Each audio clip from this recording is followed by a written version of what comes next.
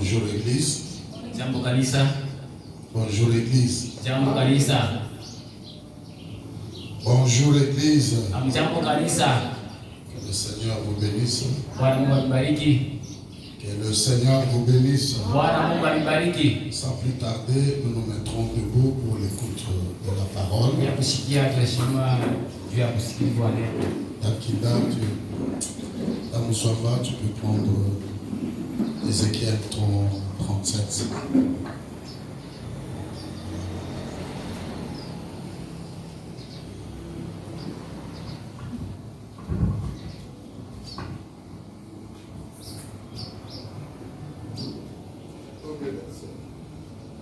La main de l'Éternel fut sur moi, et l'Éternel me transporta en esprit et me déposa dans le milieu d'une vallée remplie d'ossements. Il me fit passer auprès d'eux tout autour, et voici, ils étaient fort nombreux à la surface de la vallée, et ils étaient complètement secs. Il me dit, Fils de l'homme, ces eaux pourront-ils revivre? Je répondis, Seigneur éternel, tu le sais. Il me dit, prophétise sur ces eaux et dis-leur, ossements desséchés, écoutez la parole de l'Éternel. Ainsi parle le Seigneur, l'Éternel, à ces eaux, voici, je vais faire entrer en vous un esprit et vous vivrez.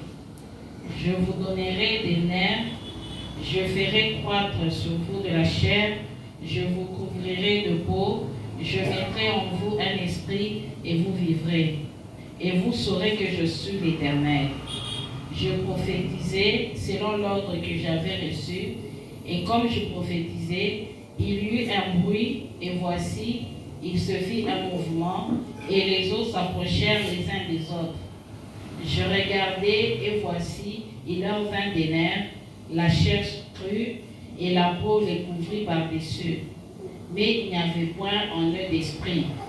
Il me dit, prophétise et parle à l'esprit, prophétise, fils de l'homme, et j'ai dit à l'esprit, ainsi parle le Seigneur l'Éternel, esprit, viens des quatre vents, souffle sur ces morts et qu'ils revivent.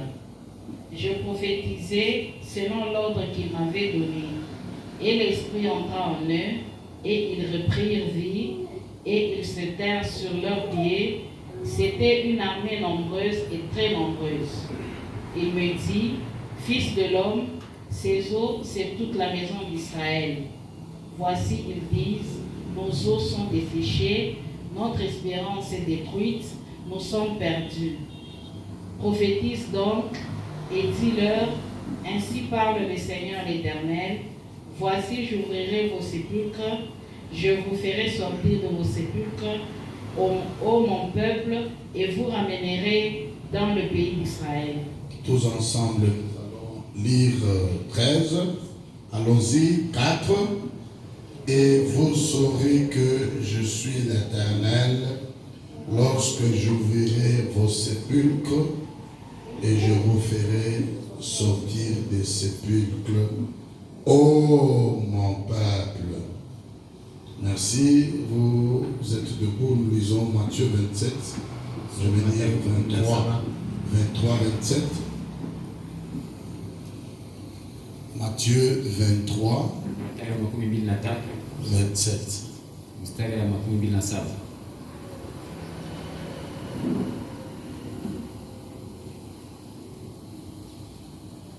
On y va?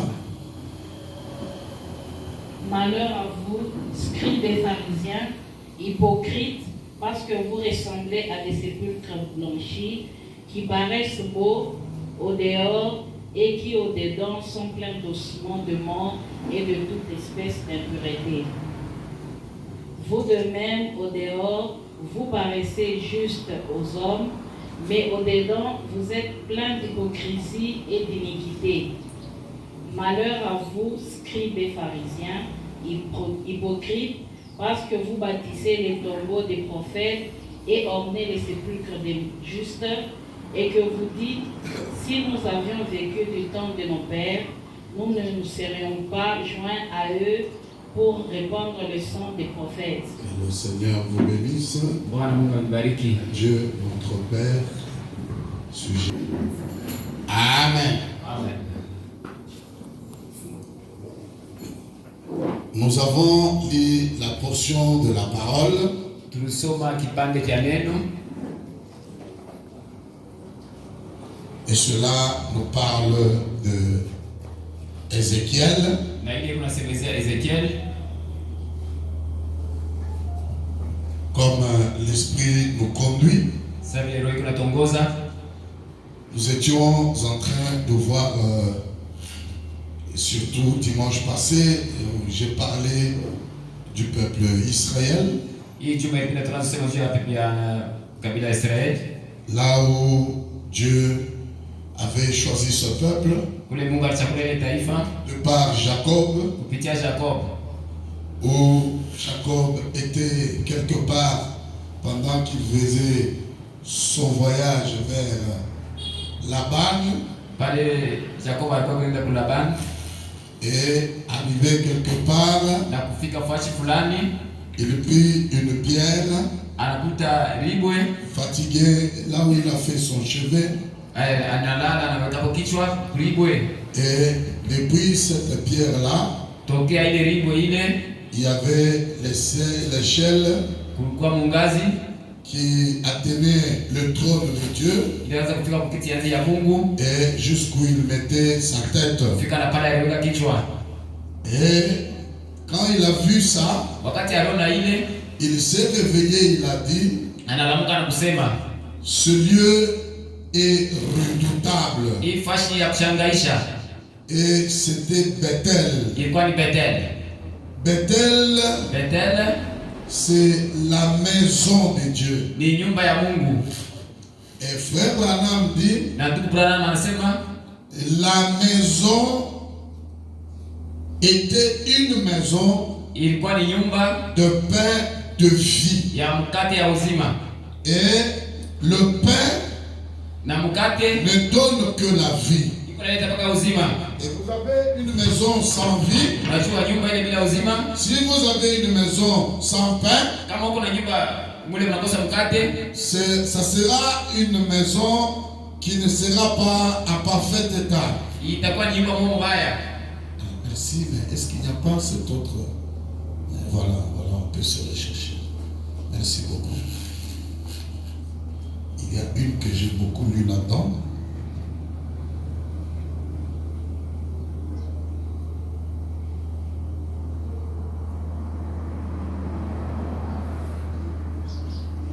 Alors, c'est là où que Jacob pouvait dire, Ndio pale Jacob alisema là c'est le lieu redoutable. ni fashi ya kushangaisha, C'est le lieu où sera la maison de Dieu. ni fashi pale patakuwa nyumba ya Mungu. Et après qu'il soit parti et revenu, Kisha kwenda na kurudia, c'était au même endroit, je vous ai lu dimanche passé, ilikuwa ni kwa fashi mwamini nimesomea juma ilipita, là où l'homme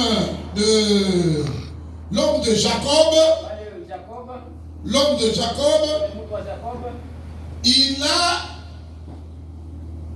par Rachel eu un enfant, kupitia Rachel alipata mtoto, et c'était Manassé. ilikuwa ni Manase.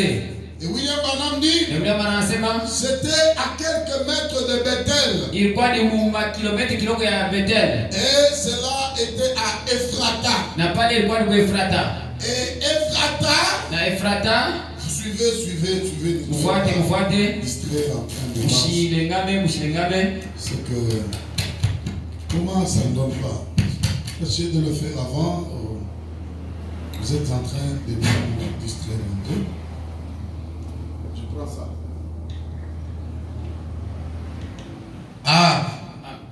Alors qu'il était à cette distance, à quelques mètres, Rachel a donné de son enfant. Alikuwa karibu Rachel alileta mtoto, Et cet endroit-là, na ile fashi ile c'était à Ephrata. ilikuwa ni kwa Efrata. Et Ephrata na Efrata. Nous avons dit Ephrata c'est quoi? Tusema Efrata kama ni nini? Il peut avoir une bonne souvenance. Nani anakumbuka ile? Nous avons dit qu'Ephrata c'est quoi? Tusema Efrata maana yake ni nini? Vous avez été là dimanche. Ulikuwa hapo mjuma ilipita. Surtout les enfants, vous devez retenir. Zaidi watoto wanapaswa kubamba ile. Ephrata c'est quoi? Ça signifie Efrata quoi? kusema nini? Hein? Hein? Ephrata? Ephrata était une racine. Que Dieu te bénisse. Mungu akubariki. Est-ce qu'on peut l'applaudir? Tuweze kumpigia kwa mikono. Nous avons dit que Ephrata, Tulisema Efrata c'est la racine. ilikuwa ni mujiji. C'est la Ni racine. mujiji. La racine. Ni mujiji. C'est ça, Ephrata. Jo Efrata. C'était à quelques mètres de Bethel. Ilikuwa ni karibu na Bethel. C'était toujours dans un presque même endroit Ilikuwa paka mfashi moya moya. où Rachel, Kule Rachel, épouse à Jacob, ule bibi wa Jacob, a eu les douleurs de l'enfantement alipata maumivu ya kuzala. et il a donné naissance à un enfant qu'il nomma Benjamin. Alizala mtoto wanaita Benjamin. Et c'était à Ephrata. Ilikuwa ni kule kwa Efrata.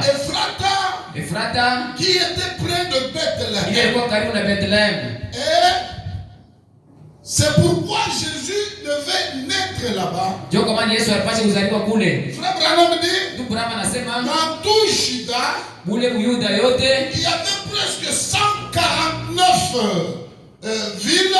ulikuwa mamiji Il 149. y avait presque 149 villes. Ulikuwa mamiji 149. Si je ne me trompe pas, 149, ça combien? Kama shidanganya Les grandes villes. ile mamuji mkubwa. Et il y en avait des petites qui n'étaient pas comptées. Kulikuwa na tudogo tula bakutubalule. Et les petites là, il y en avait Bethléem. Na kule tudogo walikuwa Bethlehem. C'est pourquoi Frère Branham prêchait un message. Pourquoi la petite Bethléem? Kama ndugu Brahma anahubiri asema juu ya Et quelle était la raison de la petite Bethléem? juu ya ile sababu ya Bethlehem. La petite Bethléem, Ile Bethlehem kidogo c'était une petite ville qui a été montée ou construite ou habitée par Rahab la prostituée. ilikuwa ni kamuji ule mkubwa Raba ule mkaba. Et cette Rahab la prostituée, Na ule mwanaraba mkaba par le fait de recevoir les messagers, kupokea majumbe. Rahab la prostituée Ule Raba a mkaba reçu comme mari un général qui s'appelait Salmon. alipokea ule Samume ule General Salmon. Et Bethléem Ephrata, Bethlehem Efrata c'était un petit endroit négligé. ilikuwa ni kafashi kama kaloko bana C'était masula. un petit endroit abandonné Ilikuwa ni kafashi kale banatupa. qui n'était pas compté parmi les villes de Juda. Ila kuhesabia kwa ile miji yote ya Yuda. Et William Branham dit, Na William Branham anasema alors que c'était une contrée très très fertile. ilikuwa ni fashi moja ilikuwa na mboleo kabisa. C'était un endroit très fertile. Ilikuwa ni fashi ilikuwa na mboleo. Mais c'était un endroit Lakini abandonné. ilikuwa ni fashi ile C'était banacha. un endroit négligé. Ilikuwa ni fashi banasula. Oh, qu'on puisse me négliger, Oh banisule, qu'on puisse m'abandonner. baniacha hata kunyacha. On peut compter les églises à Likasi sans compter Rouge-Gorge. Wanaweza kuhesabia makanisa yote kulikasi bila On peut kusifia kanisa compter les hii. pasteurs à Likasi sans compter votre pasteur. Bila kuwalula pastor wetu. Mais est-ce telle peut être la chose? Lakini inaweza kuwa kitu. Mais ils peuvent abandonner. Anaweza Alors que kunyachilia. ce petit endroit peut être fertile. Hii fashi kidogo inaweza kuwa Ce n'est mboleo. pas par la quantité de têtes ou de Haina membres, kupitia kundi wa bantu. mais c'est par la qualité de la Lakini parole. kupitia neno takatifu, La neno safi. qualité de la Neno parole. safi. C'est ça qui compte pour Dieu. Ndio ile kuna balula Mungu. Dieu ne compte pas les membres, Mungu ashibalule bantu. mais Dieu pèse les membres. Lakini Mungu eko na C'est kila par la kitu. qualité de la Ni parole. kupitia usafi ya neno. Ephrata fut négligé. Na Efrata Ne balisula. raisonne pas dans ta vie si quelqu'un vous néglige. Au usihuzulika mtu anamsula. Ne raisonne pas dans votre église, dans votre quartier si on vous néglige. Kama mkartieni banamsula. Ephrata fut aussi négligé. Efrata nayo balisula. Ephrata fut aussi abandonné. Efrata nayo baliacha. Mais la chose qui peut compter, Lakini kitu kile cha mafaa tu dois en être sûr qu'en toi il y a la vie. unapaswa kuwa na kikasi ndani yako kuna Tu dois uzima. en être sûr qu'en toi c'est la parole qui vit. Unapaswa kuwa na kikasi ndani yako neno unaishi. Ephrata, Efrata la petite Bethléem, Bethlehem kidogo. toi la moindre ville de toute Juda. Wewe kamuti kadogo muyuda Mais mzima. de toi, Lakini kwa kwako wewe naîtra le roi utazalika qui mfalme dominera sur Israël. utatawala kwa Israeli. De toi Kwako wewe naîtra le roi. utazalika mfalme. Négligez-moi, Unisule, mais je sais une chose. lakini ninajua kitu Je moja. compte sur mon ministère Ninahesabia huduma yangu et je regarde à l'éternel. na ninaangalia kwa milele. Je compte sur la force de mon ministère. Ninaangalia kwa huduma yangu ya Négligez-moi, Unisule, abandonnez-moi. uniacha kuniacha. Je regarde l'intérieur de mon Lakini cœur. tunaangalia kati ya Et alors là, pale pale Jésus fut né. Yesu alizalika Et pale. quand ils ont fait la marche, Wakati walitembea c'est là où le temple fut construit. ndio pale hekalu walipaswa kuijenga, Parce que Jacob kwa sababu Yakobo avait érigé un monument alijenga ile monument lequel il avait oint kule alipakala, et que la maison de l'éternel devait être bâtie na là-bas. pale nyuma mleo alipaswa kuijenga pale. Je dis Amen. Ninasema amina, Je dis gloire au ninasema Seigneur. utukufu kwa Mungu. Et nous avons dit que racine, Nisema Efrata rasini mujiji, Ephrata, Efrata c'est la racine ni mujiji qui avait été plantée. ile walipanda Et il y avait l'arbre. na kulikuwa muti. Frère Branham dit l'arbre, ça a toujours été Jérusalem ou Israël. Muti inahesabia Mais cet Yerusalemu. arbre devait être coupé. Ile muti wanapaswa kuikata, Bien que coupé, hata vile on walikata n'allait pas couper les racines. hawapaswi kutukana na mizizi, On n'allait pas déterrer les racines. hawapaswi kutukana na mizizi. Les racines étaient restées. Mizizi hiyo ilibakia Et on est allé prendre na walienda kubeba l'olivier sauvage. ile buti ya Et mpori cet olivier na sauvage, ile buti ya mpori. pendant qu'on a coupé l'olivier Wale sauvage, walikata ile buti ya kweli, on est venu hanter l'olivier sauvage wanachomeka kwa ile buti ya pori sur la racine, pa ile mizizi sur Ephrata, pale pa Efrata, sur la racine pale pa mjiji d'une terre fertile mlongo qui ndio fait leo pousser l'arbre. ile itakomesha mti. Et ceci Na hii nous demande la réplique du ministère. inatuomba kurudisha kwa Nous huduma, demande Christ sur la terre. inatuomba Kristo Et mpania. aujourd'hui, l'Esprit nous conduit à autre part. Na leo roho inatongoza nafasi nyingine. Nous avons lu Ézéchiel 37. Tusoma Ezekiel 35. La main de l'Éternel était sur moi. Mkono wa Biblia ulikuwa pamevamie. Elle me dit, fils de l'homme. Inaniambia mwana wa mtu. Elle m'a transporté en esprit Inaninyanyua mroho. et me déposa dans le lieu d'une vallée remplie d'ossements. Inaniweka mbonde mule manijaza Et mifupa. c'était une vallée remplie d'ossements là où on a mis Ézéchiel. Ilikuwa ni mfuashi ya mifupa mule waliweka Ezekiel. Il me fit passer auprès d'eux tout autour. Ibali nipatia karibu yao. Ils étaient fort nombreux. Walikuwa babiji kabisa. Et à la surface de la vallée, ils étaient complètement secs. Na mule mbonde ile mifupa ikakauka. Il me dit, Ananiambia, fils de l'homme, mwana wa mtu. ces os pourront-ils vivre? Hii mifupa Il ile répondit, kuishi. Seigneur, tu le Anajibu, sais. unaijua. Il me dit, Ananiambia, prophétise sur ces ossements. tabiri pa hii mifupa. Dis-leur, Sema, ossements desséchés. ile mifupa ya kukauka. Écoutez la parole de l'Éternel. Usikie neno la milele. Ainsi la parole de l'Éternel à ses os. Na neno ya milele kwa mifupa. Ainsi parle le Seigneur l'Éternel à ses os. Hiyo maneno anasema sema milele kwa mifupa. Et voici, je vais faire entrer en vous un esprit. Na nitaingia ndani mwenu ile roho Et vous vivrez. na mtaishi. Je donnerai des nerfs. Mitapatia mishipa, Je donnerai des nerfs. mitaleta na mifupa. Mishipa. Interprète. Vous savez que le travail que vous faites est un grand travail et que chaque fois vous devez avoir l'esprit de se consacrer. On va arriver, on va commencer à chaque office. Nous devons être ici chaque samedi tous et prions pour le culte du dimanche. Parce que faire un tel travail sans consécration, surtout officier, ça c'est terrible. Nous avions dit que les offices sont vraiment, et je peux dire, une nouvelle chevelure. Ça doit nous amener, nous donner un coup et qu'on doit ressentir. Et par là, nous n'avons que avoir les vies de consécration. Et il y a eu 4 étapes. Suivez très bien parce que dimanche, je vais poser des questions. Et ces 4 étapes, il y a d'abord les nerfs, kuko mishipa, il y a la chair, kuko minofu, il y a la peau, kuko na ngozi,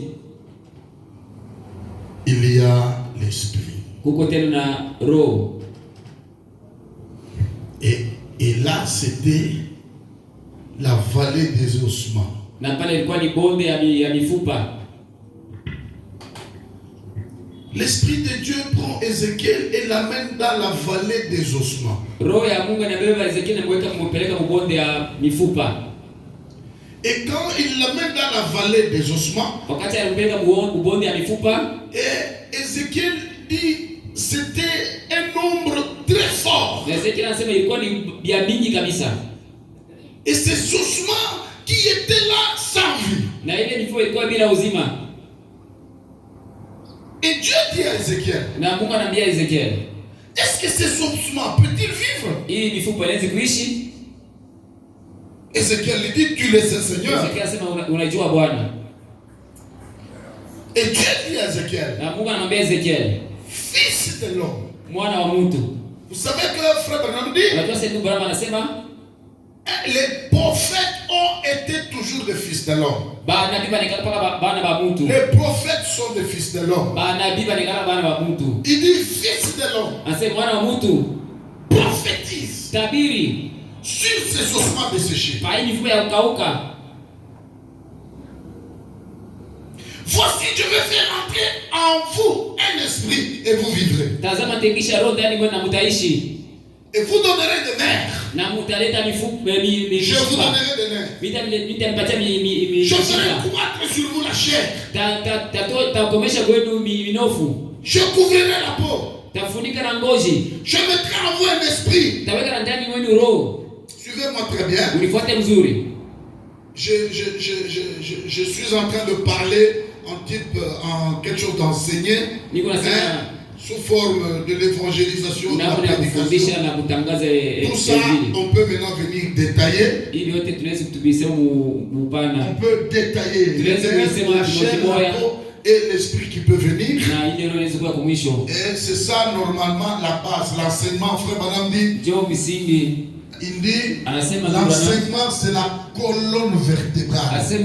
Mafundisho ni mfupa ya mkongo. Quelqu'un s'il n'est pas enseigné, c'est que c'est un monsieur qui n'a pas de colonne vertébrale. Un croyant du message, il doit comprendre et être fixé sur les choses dont je vous donne. Pourquoi la petite Bethléem? Le sacerdoce lévitique, le nouveau sacerdoce, de Melchisédek, et tout ça, un croyant du message doit en être enseigné. Il doit connaître ça. Un croyant du message, il est différent de tous les autres croyants. Il est différent. Donnez le micro à un pasteur pentecôtiste. S'il n'a pas lu William Branham, donnez-lui Ézéchiel 37, vous écouterez l'histoire racontée. Il va montrer les histoires. Nous sommes fidèles à William Branham. Et cela, nous comprenons le contenu de la Bible. Écoutez mes amis, il y a eu l'Ancien Testament et l'Ancien Testament est passé, le Nouveau est venu. William Branham dit, à l'ouverture des sceaux, la Bible est devenue une nouvelle Bible avec de nouvelles pages. Oh mes amis et mes frères, les autres croyants, ils n'ont que la Bible noire. Ils marchent qu'avec la Bible noire. L'Ancien et le Nouveau Testament. Et ils ne savent pas que la colonne de feu est venue au-dessus d'un homme pour interpréter l'Ancien et le Nouveau Testament. C'est ce qui ramène la vie. C'est ce qui nous différencie des autres. Biblia Mais mweusi. nous avons la parole interprétée. Lakini sisi tuko na neno linatafsiriwa. Une Bible nouvelle. Ile Biblia ya sasa Avec de nouvelles pages. na makaratasi mpya. Interprétée par la colonne de feu Ile elle-même. tafsiri pa nguzo ya moto Au wenyewe. travers d'un prophète. Kupitia nabii, Fils de l'homme. mwana wa mtu. Prophétise sur ses ossements. Tabiri pa hii mifupa. J'ai dit, Mimi nasema prophétise sur ses ossements. tabiri pa mifupa Et hii. ces ossements vivront. Na hii mifupa itaishi. Écoutez, Mushikie. je vous donnerai les nerfs. Naipatia mishipa. Je vous donnerai les nerfs. Naipatia mishipa. Je vous donnerai la chair, Naipatia na minofu. la peau, Ngozi. et je mettrai en vous l'esprit, Na nitaweka ndani mwenu roho. et vous vivrez. Na mutaishi. Amen. Amen. Je crois que beaucoup de vous ont étudié ici. Na mezamia sema mingi wa ndani yetu wamefunda. Quand même que vous lisez la Bible, Hata vile mnasoma Biblia. ayez la compréhension des choses. Mkuwe na kuelewa kwa vitu. Ézéchiel a été pris Ezekiel balikubeba. et on l'a placé, on l'a amené dans une vallée d'ossements. Wanampeleka mbonde ya mifupa. Et la vallée d'ossements, Mwile bonde ya mifupa. il est allé là Alienda mule. et Dieu lui dit prophétise sur ces Na Mungu ossements. anamwambia sitabiri pa hii mifupa. Ils auront à vivre. Bata hii mifupa itaishi. Maintenant, quand vous lisez 7, Wakati unasoma 7, c'est comme maintenant Dieu s'adresse à un peuple devant lui. inakuwa sasa ni Mungu anaambia taifa liko mbele yake. Je vous donnerai des nerfs. Kanipatia mifupa, Je ferai mishipa. croître sur vous la chair. Taweka penu Je minofu. vous couvrirai de peau. Tamifunika na ngozi. Je mettrai en vous un esprit. Taweka na ndani mwenu roho. Frère Charles, si vous n'avez pas trouvé, laissez venir ce soir. Ushani kama upate urudia. Et vous saurez que je suis l'Éternel. Utajua sema niko wa milele. Vous saurez que je suis Utajua l'Éternel. sema niko wa milele. Écoutez 7. Ushikie 7. Je prophétisais. Tabiri. Je prophétisais Ninaanza kutabiri selon l'ordre que j'ai reçu. kufuatana na ile tabiri pata. Un point. Il a reçu l'ordre. Akapata ile ruhusa. Et comme je prophétisais, Na vile vinaanza kutabiri, un bruit. Il y eut un bruit. kuna kama kelele moja. Et voici, il se fait un mouvement. La tazama kuna kwa mouvement.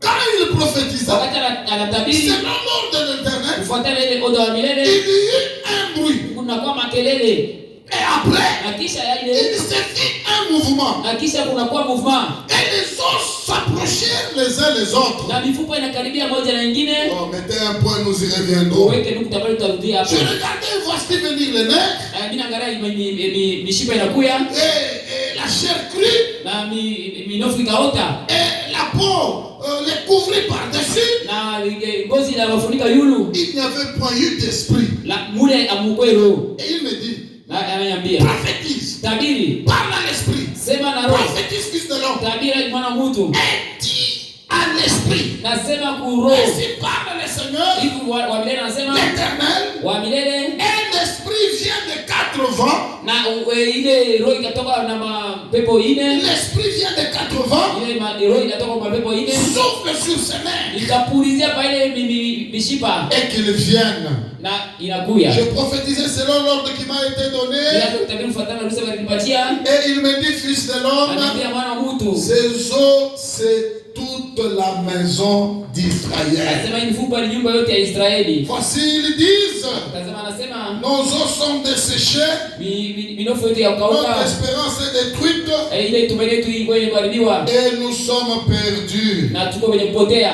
Prophétise donc, dis-leur, Tabiri na useme ainsi parle l'Éternel. hivi wa milele anasema Voici, j'ouvrirai les sépulcres. tafungula ile makaburi Je vous ferai sortir de vos na sépulcres. vitosha makaburi yenu. Oh mon peuple, Oh taifa je vous yangu, ramènerai dans le pays d'Israël. tabirisha kuinchi ya Et Israeli vous saurez que je suis na l'Éternel mtajua sisi kwa milele. lorsque j'ouvrirai vos sépulcres Wakati tafungula makaburi et que je vous ferai sortir de vos na sépulcres, oh mon nitavitosha peuple. makaburi. Oh taifa yangu. Amen. Amen. Alléluia. Amen. Amen. Amen. Maintenant, Sasa nous voyons dans Matthieu 23 tunaona mule Mathayo 23 qu'il y a eu un certain peuple que Christ a trouvé sur la terre. kulikuwa watu wa Kristo alikuta hapa dunia, C'était des pharisiens. ilikuwa ni Wafarisayo. Vous savez, les pharisiens, Kwa Wafarisayo Frère Branham dit, ce sont les acteurs. ndio Bwana anasema ni wafanyakazi.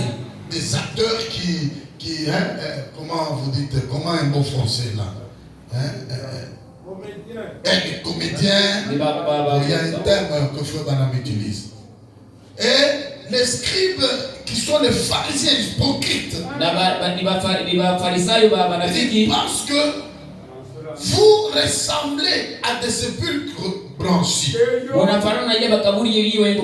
qui paraissent beaux dehors et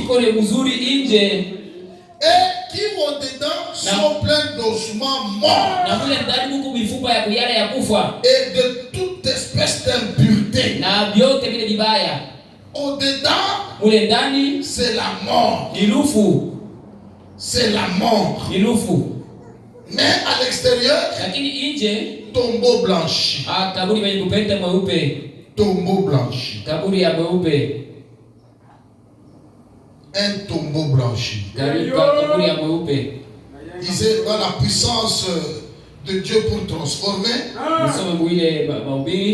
Frère Branham est en train de parler d'un peuple qui se conforme.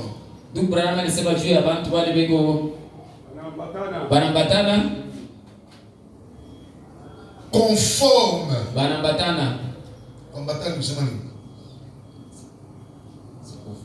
C'est conformer. C'est conformer, c'est quoi? Un autre swahili qui se conforme.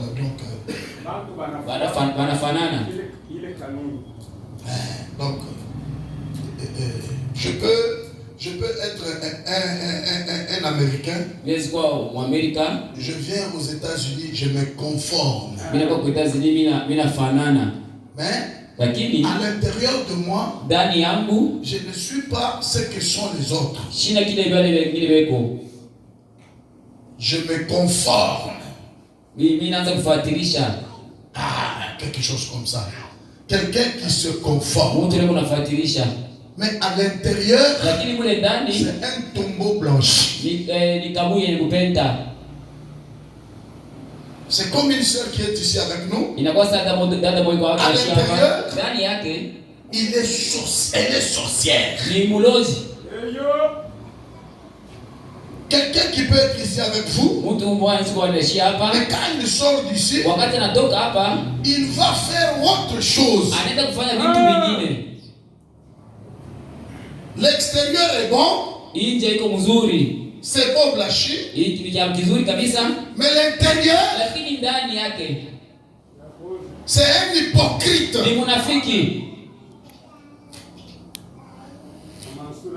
Il est ici, il est là-bas.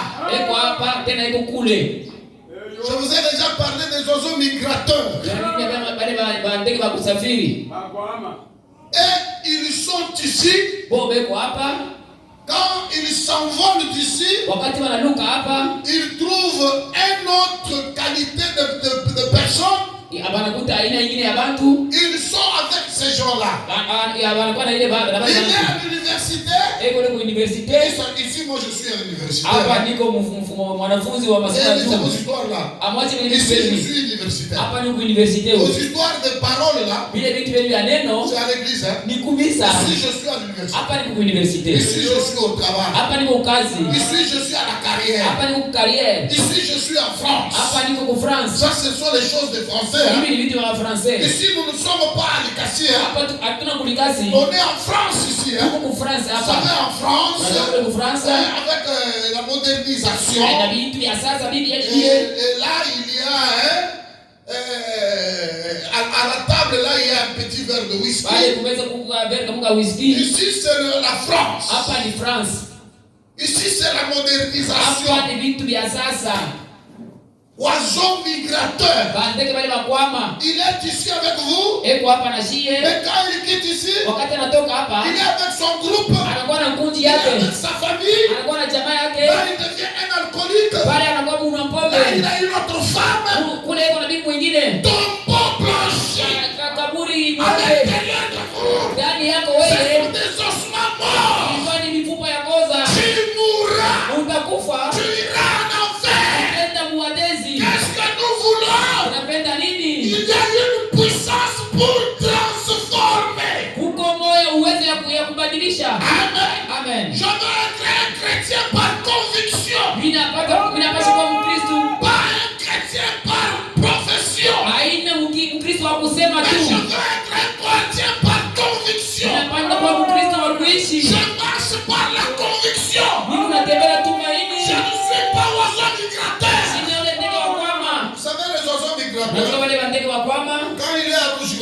Kama iko kui rouge gorge. Et quand le deuil vous frappe, Na wakati kilio kinanifikia, il nasema ici à rouge gorge, huku kanisa huku ndiko mekundu. il n'y a pas longtemps quelqu'un est mort. Papa kauye mtu mwingine alikufa. Maintenant il y a encore un deuil. Tena mwingine yeye anakufa. Moi, Mie à l'extérieur, je suis rouge gorge. hapa nje niko rouge gorge. Mais à l'intérieur, Lakini ndani je suis un oiseau migrateur. niko ndege wa kwama.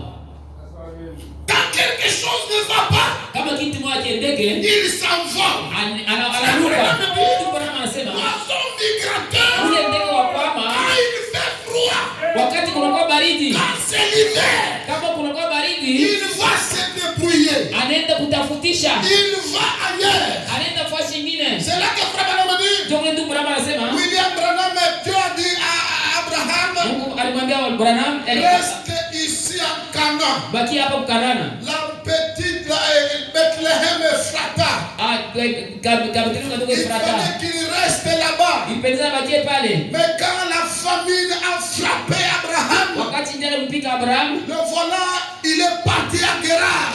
angalia anaenda kule Gerar. Il est parti à Guérard. Anaenda kule Gerar. Écoutez mes amis, Sikia marafiki. il a oublié ce que signifiait Bethléem. Alisema maana ya Bethlehem. Bethléem Bethlehem veut dire la maison du pain de vie. sema nyumba ya mkate ya uzima. C'est la maison du pain de vie. Ni nyumba ya mkate ya Mais uzima. il a oublié le mot Bethléem. Lakini alisema ile msemo Bethlehem. Même Naomi Hata Naomi et son mari, na bwana yake ils ont oublié ce que signifiait Bethléem. alisema maana ya Bethlehem. Et le voilà partir. Angalia wanaenda. Ils sont allés à Moab. Wanaenda kwa Moab. Et il est arrivé là-bas. Na alifika kule, Son mari est mort. bwana yake Ses anakufa. deux enfants sont morts. Watoto wote Et wanakufa. le voilà rentré Anaangalia anarudia. à la saison des orges. Uwe wakati ya Et kuvuna. quand il est arrivé, Wakati alifika il kule, va retourner à Bethléem anarudia kule ku où il y Bethlehem. avait l'abondance Pale de du kulikuwa pain. chakula Où mingi. il y avait l'abondance de la semence. Kulikuwa mbegu ya mingi. Nous disons à l'église, Tunasema kanisa, n'oubliez jamais Bethléem. usisahau kama Bethlehem. Le message de l'air. Ujumbe ya wakati. N'oubliez jamais le message de l'air. Usisahau kama ujumbe ya Ne wakati. soyez jamais oiseau migrateur. Usikue kama bandika Quand quelque chose ne va pas, kama kitu kingine vous akiendeke. prenez les ailes. Unabeba mabawa. Quand vous allez au deuil, Wakati unaenda vous kukiria, devenez autre chose. unaanza kubaya Quand vitu vous vingine. voyagez à Tanzanie, Wakati unaenda vous kutanzania, devenez autre chose. unakuwa kitu Quand kingine. vous allez à Dubaï, Wakati unaenda ku Dubai, quand vous allez en France, wakati unaenda ku France, vous commencez à prendre de la bière. unaanza kuna Vous mpombe. êtes oiseau Uko migrateur. ndege wa kwama. Malheur à vous, Ole kwenu. scribes, pharisiens, hypocrites, Bakristo na Mafarisayo wanafiki. parce que vous vous ressemblez à des sépulcres blanchis Kunafanya makaburi yenye kupenda. qui paraissent beaux au dehors. Iko naonekana mzuri nje. Quelqu'un il vient, Mtu anakuya. il dit, mystérieux mon tabernacle. Sema shiteli ya mule tabernacle yetu. Tabernacle. Tabernacle. Juu ni chance kupenda makuchi. Juu ishaanza kupenda kumangucha. Vous écoutez? Nasikia. Donc pour lui, kuya mu tabernacle, Pour lui venir dans le il tabernacle, doit kupenda makuchi. c'est mettre les vernis aux Il ongles. voit la jupe mouler. C'est porter une longue jupe. Pour lui, c'est ça. Kwake ni vile. Alors que c'est Bethléem Bethlehem où il y a la puissance pour transformer. kuna uwezo ya kubadilisha. Quand Christ est en vous, Wakati Kristo anaingia ndani il mwako, va vivre sa propre vie au travers de vous. ataishi maisha yake kupitia wewe. Toi, viens. Wewe kuya tu. Comme tu es là, Vile uko vile. même si tu peux te mettre le poudre, Hata unalipenda mapudre. tu peux mettre le rouge à lèvres, Unapenda vile vya rouge tu peux kubilomo. porter des boucles d'oreilles, Unaweka hata masikio. tu peux avoir les ongles jusque là à la porte. Mkucha mrefu kupita kuna mlango. Viens seulement. Kuya tu. Ici c'est Bethléem. Hapa ni Bethlehem. Ici c'est Bethléem. Hapa ni Bethlehem. Il y a une puissance pour transformer. Huku uwezo ya kubadilisha. Viens seulement chaque fois. Kuya tu kila mara. Ici c'est Bethléem. Hapa ni Bethlehem. Amen. Amen. Il dit malheur à vous, pharisiens et Ole scribes. kwenu mwe bandi Vous ressemblez au tombeau blanchi à l'extérieur, kupenda nje, mais au dedans, lakini kule ndani c'est plein d'ossements morts. huku mwenye kujaza mifuko Et ya de kufa toute espèce d'impureté. na aina yote ya mbaya. Et quand à l'intérieur l'intérieur c'est mort, Na kama mule ndani kiakufa, c'est là que ça me donne l'envie. Maman, on ne peut même pas kanani ka 500. mama unipimie mbele kale ka 500. Maman, on ne peut même pas ka pombe ka 1000 francs. Mimi mbele kale ka 1000 francs kale. Maman, on ne peut même pas ka tumbako Unipatie mbele ka kipande ka tumbako. Ka tumbako kwa. Ke kwako ka tumbako. Ushambie bantu sisi nafuta ka Ah, ni tumbako. pas au que je fume. Pourquoi? Tu as nini? À l'intérieur c'est mort. Ndani yako ni mwenye kufa. Et la Bible dit malheur à toi. Biblia inasema ole kwako. En Chilou on dit Jakabi Djeba. Jakabi. Wewe mundu mweba mwikalema osuma desséché. Ndani yako huko mifupa ya kukauka. Lukita. Kaburi. On doit t'appeler Kita. Anapaswa kuita kaburi. Ou dit candidat ou à Lufu. Wewe candidat à la mort.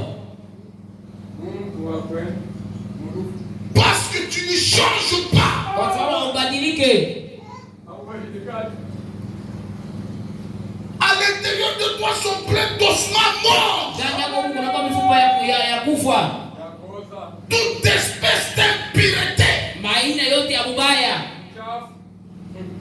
Vous de même au dehors, vous paraissez juste aux hommes. Na inje unaonekana tu kubantu. Mais au dedans, Lakini mule ndani vous êtes plein d'hypocrisie. uko na unafiki mingi. Plein d'iniquité. Uko na mabaya mingi. Malheur à vous. Ole kwenu. Scribes, pharisiens, hypocrites. Mafarisayo tena Parce que vous wanafiki. bâtissez les tombeaux des prophètes. Kwa sababu unajenga makaburi ya manabii Et vous ornez leur sépulcre de justes. na Mungu unatengeneza makaburi ya wenye haki. Amen. Amen. Les ossements desséchés. Ile mifupa ya kukauka. Est-ce que j'ai l'église avec moi? Eti kuna kanisa na mimi. Est-ce que vous dormez maintenant? Eti Mungu analala kwa sasa. Le Branham dit. Ndugu Brahma anasema.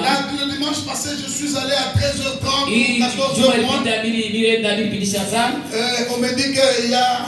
On a donné une affiche, un programme sur le net. Il y a d'autres qui ont réagi, qui ont dit que bon, comment ce n'est pas à 13h30, ça doit être à 12h30.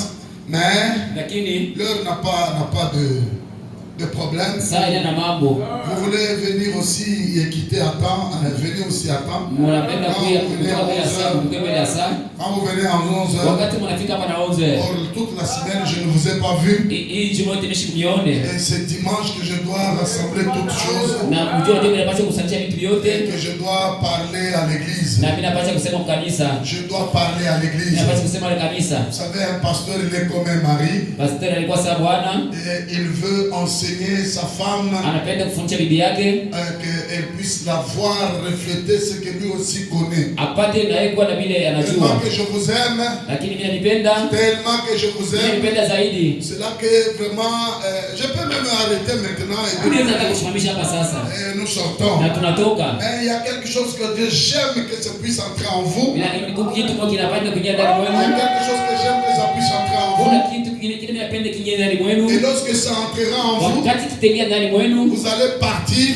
utaenda Même si je prêchais à Colosie. hata mimi nahubiri kwa kule Kolwezi. Et quand tu es là, tu es en train de parler. Wakati mkuu na On unasema, va dire, ah, toi tu parles comme frère Delia. wewe unasema sana ndugu Il Deli. dit, oui, oui, c'est mon pasteur. Ah, ni pastori wangu. C'est par la manière. Ni kupitia ile namna. Je dis Amen. Ninasema amina. Je dis Amen. Ninasema amina. Je dis Alléluia. Ninasema haleluya. Écoutez maintenant. Msikie sasa. Je vais aller citation par citation. Tenda andiko muandiko Et l'Esprit lui-même na roho yenyewe puisse réellement raccorder cela dans le cœur de tout un ipate chacun. kuingisha ile ndani ya mioyo ya watu. Je commence par tourner le regard. Ninaanzia kuile Au point kugeuza 46, Frère Branham kwa ile dit, mstari ndugu Brahma anasema il est impossible que les hommes bons, haiwezekani sema watu wazuri. il est impossible que des hommes bons, bon, attends, tu vas mieux traduire. Il est impossible que les hommes bons, des hommes braves, marchent avec Christ. Haiwezekani sema watu wazuri, watu washujaa watembee na Kristo. Il est possible que les hommes bons. Inawezekana. Ah, c'est moi qui ai mal lu. Il est possible que des hommes bons, des hommes braves marchent avec Christ, Inawezekana sema watu wazuri, watu washujaa watembee na Kristo. qui lisent la parole, Baada ya kusoma neno,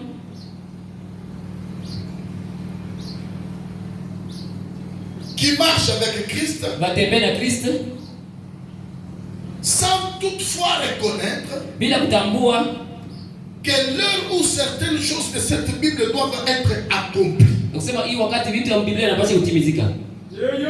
Beaucoup de choses de la Bible doivent être accomplies. Vitu vya mingi vya Biblia inapaswa kutimizika. Et de bons frères, Na bantu bazuri. ils lisent la parole. Beko nasoma Ils neno. viennent à l'église. Beko nakuwa kubisa. Mais ils ne savent pas Lakini hawajue que beaucoup de choses doivent s'accomplir. basi vitu vya mingi vitatimizika. C'est là que vous, les sœurs, donnez un peu du travail à vos maris. Njoo pale wewe atakupatia kazi kwa bwana yenu. Tunatoka tu mkanisa. Unampa chakula ni kala na. Ndio manje. Bafundisha leo ni. Bafundisha leo ni. Qu'est-ce qu'on a fait aujourd'hui? Umushikie mbele kama nalalaka. Sema, wewe mwanaume mjima au yeye alisema hivi. Parce que kuko bantu bazuri. Beko kwa kanisa. Il y a beaucoup de gens. Anasikia sauti ya Mungu. Ils ne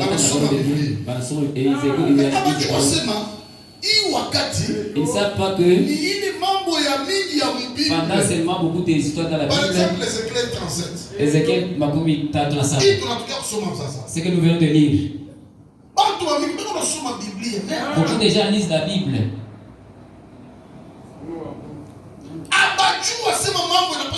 Ils ne savent pas que beaucoup de choses doivent s'accomplir.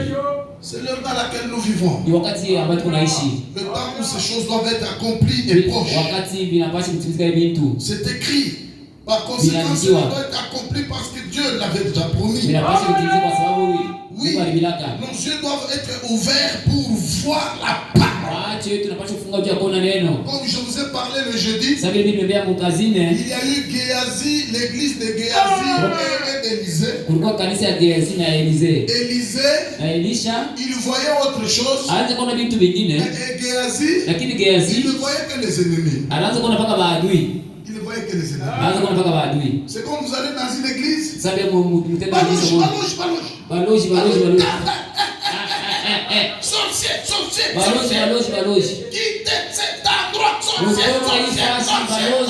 Balozi. Géasi. Gehazi.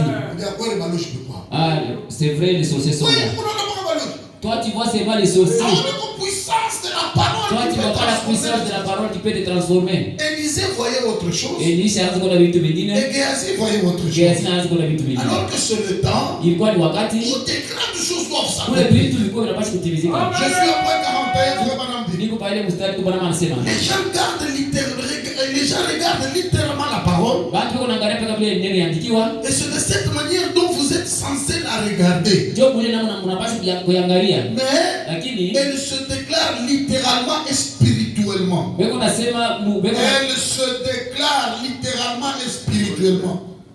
Elle se. maandiko La parole, elle se déclare. maandiko iko nasema wazi.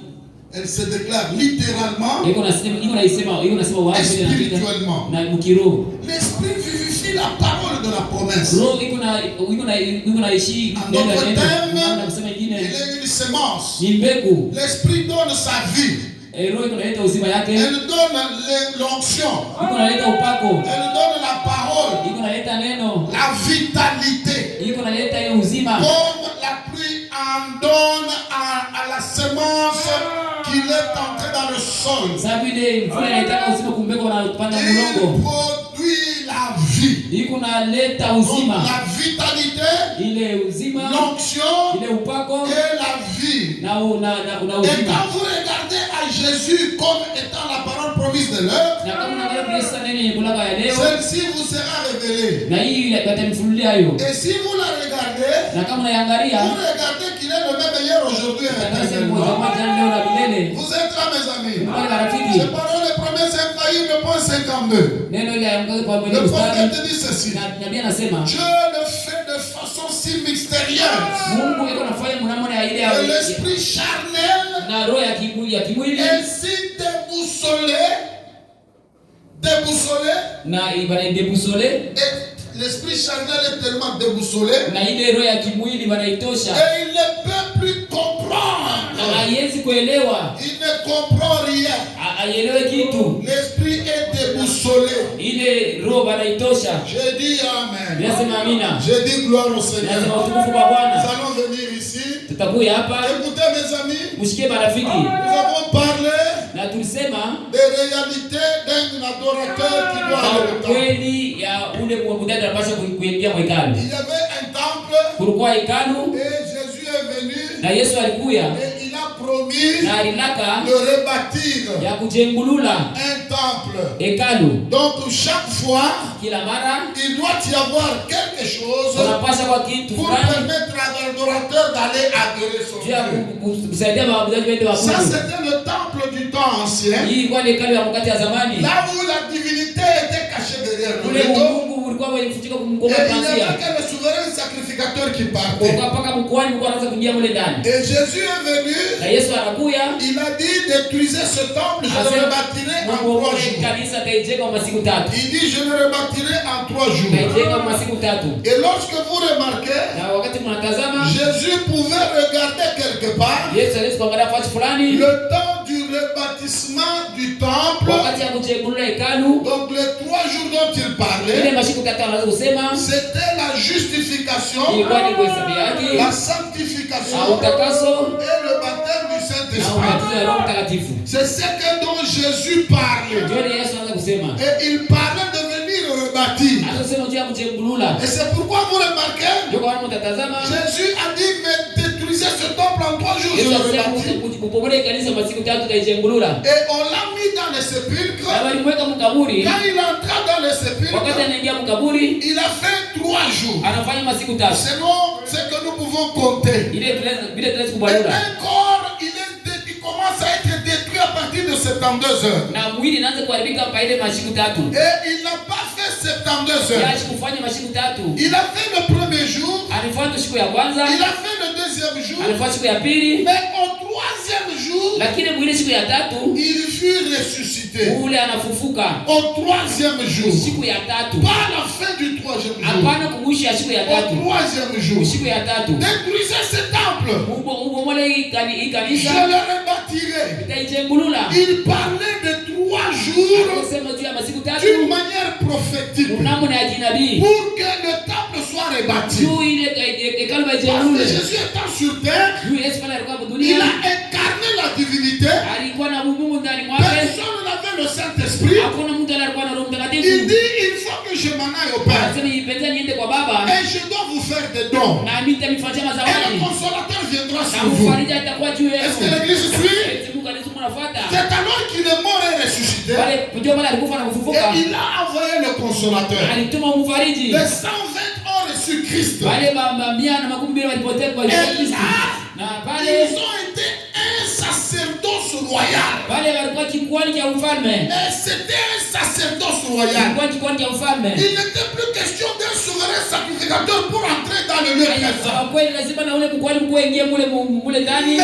Lakini Il devait aller offrir chaque fois au temple anapaswa kwenda kila mara kwa hekalu. un sacrifice, Ile toleo des offrandes ile masadaka qui étaient les fruits de leurs lèvres. ile ilikuwa matunda ya milomo yao. Les fruits de lèvres. Ile matunda ya Les kinywa chao. prières des saints. Maombi ya matakatifu. Les prières des saints. Maombi ya matakatifu. Là, c'est un sacerdoce royal. Wale ni kikuani cha Il n'est pas question d'aller au temple ni à la montagne. kumulima. Là, c'est un sacerdoce Wale royal. ni kikuani cha ufalme. Et le travail d'un sacrificateur, Kazi ya mkuhani c'était de servir au temple. ni ya kufanya kazi kwa hekalu. C'était d'aller officier au Ni temple. ya kwenda kufanya kazi kwa hekalu. C'était d'aller donner des sacrifices. Ni ya kwenda kuleta matoleo. Maintenant, lorsque Jésus est mort, Wakati Yesu anakufa, il est descendu sur la forme de l'esprit. anashuka mnamo na kiroho. Et il a dédicacé les croyants. Anapatia kila mwaminifu Et le Saint-Esprit en eux. na Roho Mtakatifu ndani Et yao. l'ensemble de ce peuple. Na wingi wa wale bantu Ça a été une nation sainte. ilikuwa ni taifa Ça a été takatifu. un sacerdoce royal Ilikuwa ni ya ufalme. qui était chaque fois en train d'offrir des sacrifices. Ilikuwa kila mara kunaleta Les toleo. fruits de leurs lèvres. Matunda ya milomo yao. C'est là que Jésus a dit. Pale Yesu Les alisema adorateurs que Dieu cherche. wale mwabudaji Mungu C'est ceux qui anatafuta adorent en esprit et en ni vérité. wale wanaabudu muroho na Ils ne vont kujikweli. ni au temple ni à Jérusalem. Ili kwenda kuikutana na Là Yerusalemu. maintenant, Pale sasa les gens adoraient watu waanze le kuabudu Dieu qui était dans leur cœur. ule Mungu alikuwa ndani ya mioyo yao. Ils étaient des temples. Kwa sababu alikuwa mahekalu. Ils adorent le Dieu de leur cœur. Wako wanaabudu Mungu wa maroho J'ai yao. été où? Mungu alikuwa wapi? J'ai été dans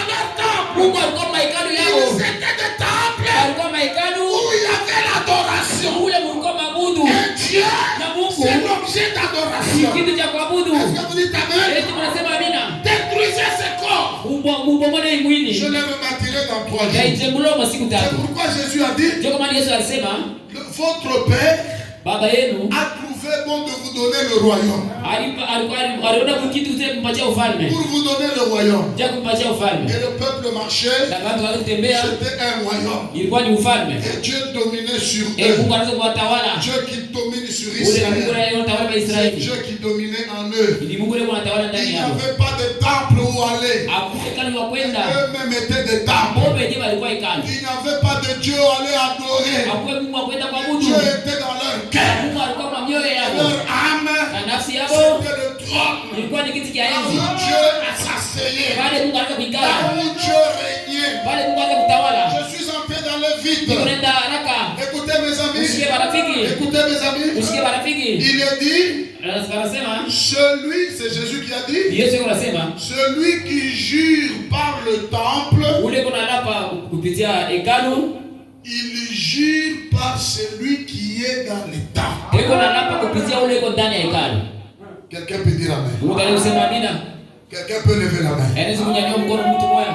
Celui qui jure par le temple, Ule kuna lapa kupitia hekalu, jure par celui qui est dans le temple. eko na lapa kupitia ule iko ndani ya hekalu. Maintenant les tombeaux blanchis, Lakini ile makaburi meupe, jure par quoi? eko na lapa kwa kupitia Parce ndani. que leur Kwa intérieur, sababu ndani yao c'est les ossements desséchés. ni mifupa ya ukauka. Ce sont les ossements Ni desséchés. mifupa ya ukauka. À l'intérieur d'eux, Ndani yao c'est de la pourriture. Mungu upaka vya koza. Dieu n'est pas là. Mungu anamo. La pourriture. Ni vya koza. Et c'est l'intérieur qui domine l'extérieur. Ni ndani ndio iko natawala nje. L'intérieur qui domine l'extérieur. Ndani ndio iko natawala nje. Si vous me voyez beau aux yeux, Kama unaniona mzuri kumacho, c'est quelqu'un qui domine sur moi. niko na ule wananitawala nje. Jésus-Christ lui-même. Yesu Kristo yeye mwenyewe. Paul pouvait dire, Paulo anaweza kusema, j'aime faire le bien. mimi napenda kufanya vizuri, Et je suis surpris de commencer à faire le lakini mimi mal. nashtuka kufanya vibaya. Malgré qu'il faisait ça, Hata bila anazofanya vile, celui qui domine sur lui ule iko na mtawala, le ramenait à la repentance anaanza rapidement. kupeleka kutubu Parce qu'il domine sur kwa lui. sababu anamtawala. Et cela Na ile a fait tout un parcours. ifanye ni mwendo mzima. Détruisez ce temple. Ubomole hii Je hekalu vais le rebâtir. na ijengulula. Ce que tu dois rebâtir. Sema utajengulula. C'est pourquoi je vous ai lu la Sio citation kama nini nimesomea andiko de Zorobabel. ya Zorobabel. J'ai dit que Zorobabel, Nasema sio Zorobabel. je vous ai lu la citation. Mimi nimesomea andiko Oh, Maman Wivine, c'est sababu qui? vingine Zorobabel, Zorobabel ni nani? aujourd'hui, Leo c'est William Branham, le 7e messager, mjumbe wa saba qui devait rebâtir le ule temple. anapasha kujengulula hekalu. Détruisez ce temple, Ubomole hii hekalu je le na rebâtirai. ijengulula. Jésus a été le temple. Yesu alikuwa ni Il hekalu. fallait que le temple soit rebâti. Ilipendeza ile hekalu Qui baijengulula. devait rebâtir le Na temple? anapasha kujengulula hekalu Zorobabel, Zorobabel. le 7e messager. Ule mjumbe wa William saba Marion Branham. William Marion Branham. Il devait rebâtir le temple. Anapasha kujengulula Parce hekalu. qu'il faut le temple Kwa sababu inapendeza hekalu. pour aller adorer. Juu ya kwenda Il kuabudu. faut le temple Inapendeza hekalu. pour qu'il y ait une rencontre. Juu tukue kupatana. N'est-ce pas, Église? Ana vile Nous kanisa. avons dit le temple, Kusema sasa hekalu. c'est la rencontre du Dieu incréé avec l'adorateur. Kukutana kwa Mungu na wale maumbile yake. Ce que Dieu a commencé, il finit cela. Kile Mungu alianza tena na yatamaliza. Je dis Amen. Nasema amina. Je dis Alléluia. Nasema haleluya. Et l'Est Na asubuhi s'est reflété à l'Ouest. iliangala kule magharibi. L'Est Ile a asubuhi été avalé par l'Ouest. bali imeza kumagharibi. Et le temple à l'Est, Na ile hekalu kwa qui asubuhi devait être rebâti aujourd'hui, walipasha kujengula leo. c'est Jésus qui devait se réincarner aujourd'hui. Yesu anapaswa kuingia ndani leo. Je dis Amen. Mimi nasema amina. Remarquez, Mtazame. le temple de Salomon avait une telle gloire. Ile hekalu ya Et Salomo ceux ilikuwa na qui travaillaient utukufu. dans le temple manquaient de comment continuer le travail. Na habari kama tumika baada tukose C'était kuendesha le kazi. type de Christ Jésus qui est venu. Ilikuwa ni mfano Kristo Yesu Est-ce que alikuja. vous dites Amen, mes Nasema amis? amina barafiki. Jésus qui vient, Yesu anakuja attendez. mchunge. Jésus, Yesu il était mort.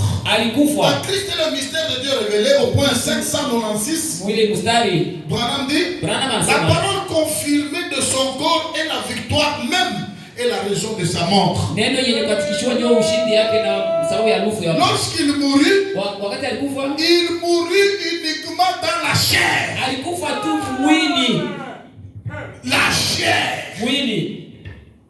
chair mourut. Mwili ilikufa. La chair. Mwili. Amen. C'est pourquoi frère madame dit il y a beaucoup de Jésus. Hein? Mais notre Dieu, c'est le Seigneur et Sauveur Jésus-Christ. Mais celui qui est mort, il mourut uniquement dans la chair. Et son esprit alla en enfer, prêchant aux âmes en prison. Seule la chair mourut. Ensuite, il ressuscita et vivifia. Vivifia signifie rendre vivant. Sa chair, qui était son corps. En parenthèse, c'est la parole.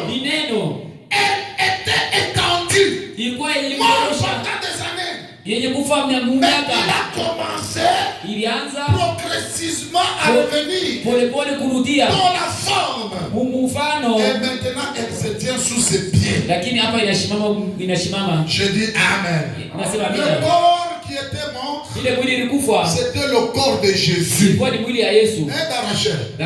C'était le corps de Jésus. Et ce corps-là, c'est le temple qui disait je dois le rebâtir. Et au temps du rebâtissement, nous voyons un autre Jean venir. Un autre Jean qui vient. Le précurseur. Un aigle. Le frère Branham dit nous aurons un autre aigle. Selon Malachie chapitre 4. Il viendra anéantir tous les autres lieux d'adoration. Il viendra anéantir tous les autres lieux d'adoration. Toutes les églises, toutes les réformes. Il viendra anéantir tous les autres lieux d'adoration. De quoi nous parlons? Un certain aigle. Selon Malachie chapitre 4. Il viendra anéantir tous les autres lieux d'adoration. Écoutez mes amis, mardi nous avons vu que qu'est-ce que vous appelez parole? Hein papa? Qu'est-ce que tu appelles parole? Je crois à la parole. Je crois à la parole. Je vous ai lu la citation.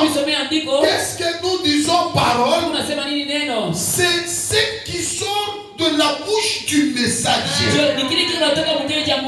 Le messager pour l'âge dans lequel vous vivez, ce qui sort de sa bouche, c'est ça la parole.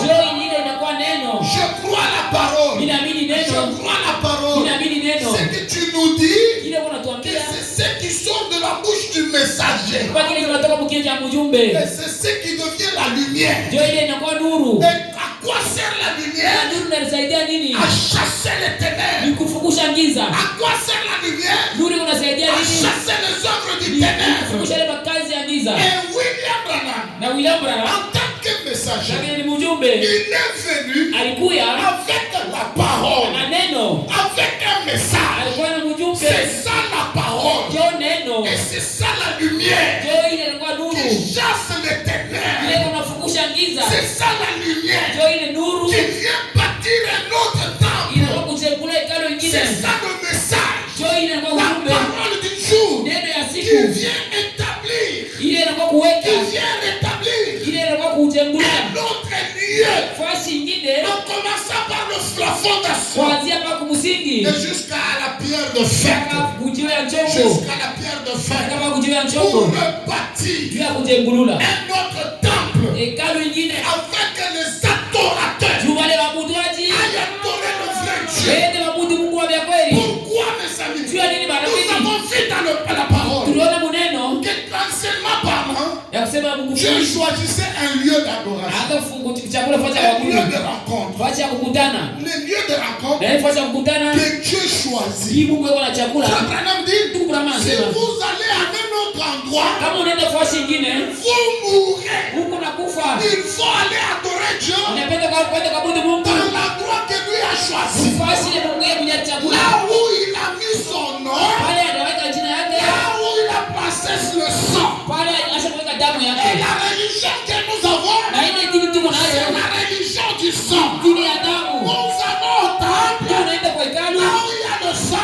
Nous allons au temple. Là où il y a la vie. Parce que le sang c'est la vie. Nous allons au temple pour rencontrer l'Éternel. Au lieu qu'il a choisi. Là où il a mis son nom. Et là où il a posé son sang. J'ai dit amen. Et le seul lieu d'adoration, là où Dieu nous rencontre, c'est en Jésus-Christ. Dites amen mes amis. Dites amen mes amis. William Branham dit, nous entrons dans ce temple comment? Comment nous entrons dans ce temple? C'est par 1 Corinthiens 12. Par un seul esprit. Parce que vous êtes nés de nouveau. Par du Saint-Esprit. C'est là que vous entrez dans le temple. Pour aller croiser l'Éternel. Pour aller adorer l'Éternel.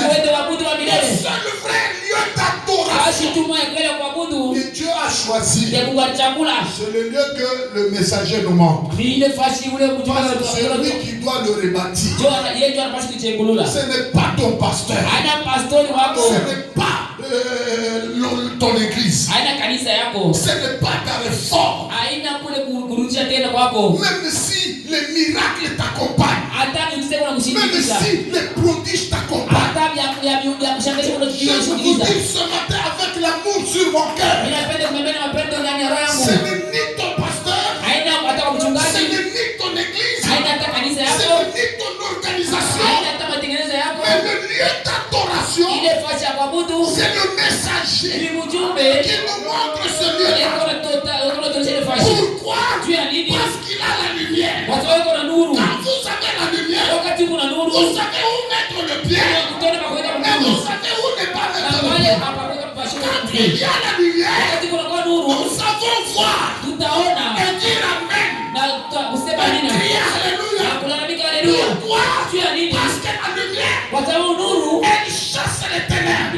Quand la lumière jaillit, elle chasse les fausses doctrines. Les fausses doctrines sont chassées. Les fausses doctrines. Pourquoi? La lumière a jailli. Voilà pourquoi frère Branham dit, un autre aigle viendra. C'est l'homme Malachie chapitre 4. Et il viendra pour détruire les autres lieux d'adoration et rebâtir selon l'ordre, selon le recommandement de Dieu lui-même. Alléluia. Et prophétiquement parlant, c'est au jour dans lequel nous vivons que Ézéchiel 37 s'accomplit. Je dis amen. Je vous ai lu la citation jeudi où frère Branham dit, Paul, il était un enseignant de la parole. Et quand il leur enseignait et répétait l'Ancien Testament, voilà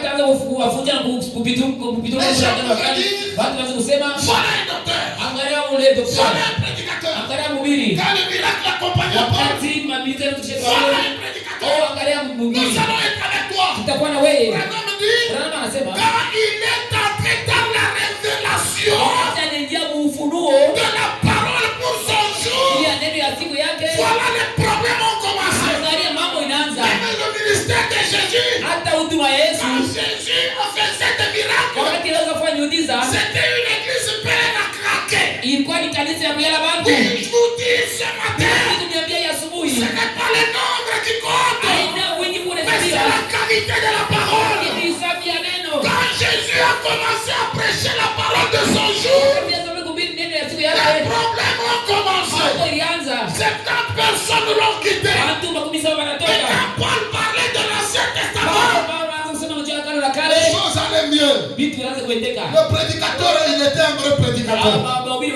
Le prédicateur était bon. Le prédicateur était un orateur. Mais quand le temps est venu où il devait parler de son propre message, c'est là où les problèmes ont commencé. William Branham prend ce message. Un nouveau ministère. Et le nouveau ministère, na huduma nyingine ya sasa on veut venir avec des choses nouvelles. kuna vitu vingine ya sasa. Mes amis et mes frères, Bandugu na marafiki, le premier sacerdoce, kile kikuhani cha kwanza avec tout ce qui l'accompagnait, na vile vyote vinaweza les kuishindikiza, ablutions charnelles, vile vyote vya kimwili ça devait s'arrêter. vilipaswa kusimama. Jésus est venu, Yesu alikuya il dit détruisez ce temple. atembomolee hekalu. Et quand il est venu, Wakati il alikuya dit je ne viens pas abolir, atembishi kwa mais je kuadhimisha, viens accomplir. lakini vile kwa kutimiza Il a effacé ça. alizimisha ile L'Ancien Testament agano la a kale été confondu en Jésus. ilinakuwa kwa Mungu ndani ya Yesu. Jésus était l'Ancien Testament devant eux. Yesu alikuwa ni agano la kale mbele Et yao. Jésus, avant d'aller, Mbele Yesu alikwenda il dit détruisez ce temple, atembomolee hekalu je vais le rebâtir. kaijengulula. Alléluia. Amen. Alléluia. Amen.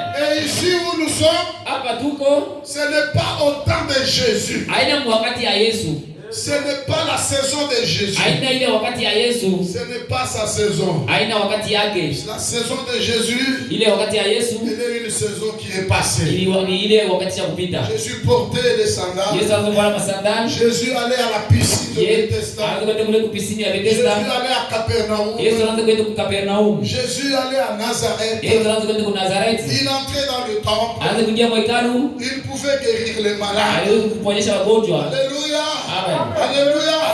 William Branham dit, Jambo la maana anasema tout ce que Jésus pouvait faire, yote vile Yesu aliweza kufanya, il regardait à ce temps. anaanza kuangalia wakati. Il a plus parlé de sa seconde venue Alisema zaidi kukuya kwa pili. et qu'il en a parlé dans sa première venue. Kile alikusema wakati yake ya kuya kwa Même kwanza. quand les mages allaient adorer l'étoile qui était apparue, Hata vile wakili wanaanza kwenda kwa kuabudu ile car il yote disait, le roi inaonekana des Juifs vient de naître, nous venons pour l'adorer. kule kumfanya waende kwa zaliko tunao kwa muabudu. Branham dit, il regardait vers l'ouest. Barama sasa anaanza kuangalia kwa magharibi. C'est pourquoi j'aime chanter ce cantique. Sio kama napenda kuimba hii wimbo. À l'ouest, le soleil se Kule couche. kwa magharibi jua inalala. Il arrive à la fin de sa Inafika course. kumwisho ya mwendo yake. Mais voici combien ce temps est là. Angalia hiyo wakati inafika. Oh, c'est la fin, mes Oh, amis. ni mwisho C'est baraka. la fin de toutes Mwisho choses. ya vitu vyote. Parce que ce que Jésus prédisait, Kile Yesu anaanza kutangulia kusema nous sommes à la fin. tuko kumwisho. Remarquez, Mtazame Jésus a rencontré des gens Yesu anakutana watu. qui ne parlaient que de l'Ancien Ndio Testament. anasema mpaka juu ya agano la kale. Moïse a dit, Musa alisema, Abraham a dit, Abraham alisema, Jacob a dit, Yakobo alisema, ils ont trouvé des gens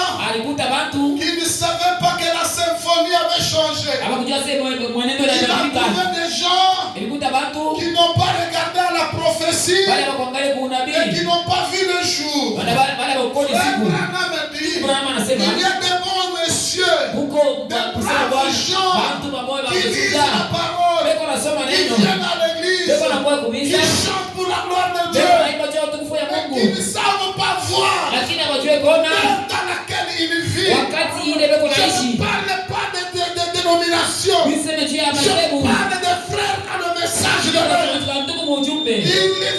Ils font comme ceux de temps ont fait. Beko nafanya sasa hivi ile wakati ya Jésus, l'accomplissement est venu. ile Yesu kutimiza kunafika. Moïse nous a dit. Musa Et alituambia aussi aujourd'hui, na leo à l'accomplissement de la parole, kutimizika kwa neno, vous sentez quand vous donnez même à quelqu'un la prière, hata mnapatia mtu vous maombi, voyez que l'homme est déboussolé. unasema ule mtu anaenda Non, pembeni, il n'est pas dans le jour. hana mshiku. Puis vous dire ceci ce matin. Mimi niambia ya asubuhi, Efrata C'est la racine ni mji irremplaçable. ile acha kukombola, na Efrata C'est Dieu lui-même. ni Mungu yeye pekee, C'est Christ. ni Kristo, Jésus-Christ. Yesu Kristo, L'adorable. ule wa kuabudu. Mais quand il y a de trop de l'arbre, Wakati kuko ile mwichi on a coupé l'arbre walikata mchi et on est venu prendre l'olivier na sauvage. wanabeba ile mzeituni ya pori, On a hanté l'olivier sauvage. wanachomeka ile mchi ya pori. Et quand on hante l'olivier sauvage, Wakati wanachomeka ile mchi ya pori, il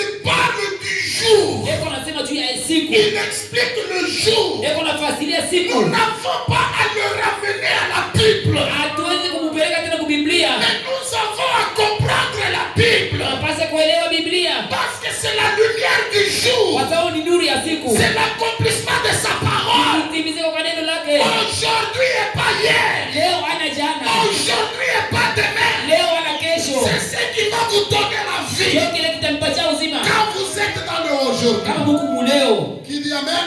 Nasema amina. Frère Branham dit, Tu Branham anasema. le soleil d'hier Jua ya jana ne peut pas me donner la vie. haiwezi kunipatia uzima. Quelqu'un peut dire amen? Quelqu'un peut me dire amen? Le soleil d'hier jua ya jana ne me donne pas la vie. haitanipatia uzima. Qu'est-ce qui me donne la vie? Nini inanipatia uzima? C'est le soleil du jour. Ni jua ya leo. Le soleil d'aujourd'hui. Jua ya leo. La lumière du jour. Nuru ya siku. La parole de mon air. Neno ya siku yangu. Malachie chapitre 4. Malaki sura yake ile. Luc 17:30. Luc 17:30. Hébreux 13:8. Ebrania 13:37. Zacharie 14. Zakaria 14. Joël 2:28. Joël 2:28. Vous connaissez ce verset, non? Unajua ile mistari ile. Ce verset s'accomplisse quand? Ile mistari unatimizika Tout ce temps, hii machiko yote. ils étaient couchés dans la Bible. Kweli katika Biblia. Toutes ces promesses-là Yako yote attendaient la venue d'un homme. naanza kuchunga kuya kwa mtu. Et c'est quand William Branham est sur la terre qu'une voix est sortie de l'arbre. Sauti inatoka kumuchi. Ne fume pas. Usifute.